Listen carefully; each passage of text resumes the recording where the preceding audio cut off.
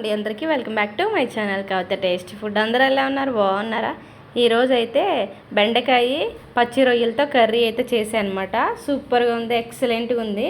పక్కా try చేయండి, కొత్త recipe అనమాట. నిజంగా చాలా బాగుంది. చాలామంది ఎండు రొయ్యలు వేసుకొని చేసుకుంటారు బెండకాయలోని.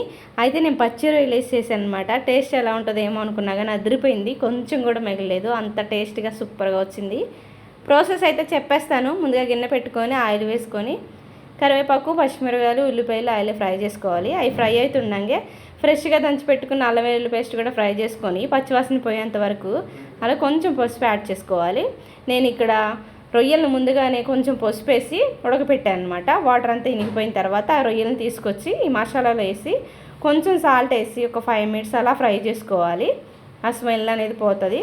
ఆ తర్వాత ఏవైతే మనం కట్ చేసుకొని పెట్టుకున్నామో బెండకాయలు అవి కూడా వేరే గిన్నెలో కొంచెం లైట్గా జిగురుపోయేంత వరకు ఫ్రై చేసుకోవాలి, కొద్దిగా ఆయిల్ వేసి.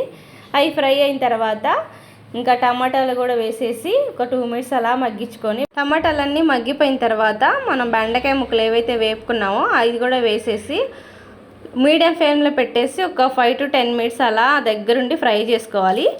అడుగంటకుండా మధ్య మధ్యలో కలుపుకుంటూ అలా ఫ్రై చేసుకోవాలన్నమాట. ఫ్రై చేసుకున్నాం అని చెప్పేసి మొత్తం కలిపెట్టేసుకుంటే మెత్తగా అయిపోతాయి. కొంచెం కోసుకునేటప్పుడే మనం కట్ చేసుకునేటప్పుడే బెండకాయ ముక్కల్ని కొంచెం పెద్ద సైజులో కట్ చేసుకోవాలి. అంటే కొంచెం మీడియం సైజులో కట్ చేసుకొని అలా ఫ్రై చేసుకోవాలి. చూసారా రొయ్యలు బెండకాయ ముక్కలు ఎలా కనిపిస్తున్నాయో. కారం కూడా కొద్దిగా స్పైసీగా ఉంటేనే ఈ బెండకాయ కూరలోని చాలా బాగుంటుంది. బెండకాయ చాలా బాగుంటుందండి. మీకు కానీ నచ్చితే ట్రై చేయండి ఖచ్చితంగా. మీరైతే ఈ బెండకాయలు రొయ్యలు ఎలాగ వండుకుంటారో కమెంట్ అయితే చేయండి. ట్రై చేసిన వాళ్ళు ఎలా ఉందో కూడా చెప్పండి. ఇంకా అలా చేయొచ్చో కూడా మీరైతే నాకు చెప్పండి. మీ ప్రతి కమెంట్ చదువుతున్నాను, చాలా హ్యాపీ అనిపిస్తుంది.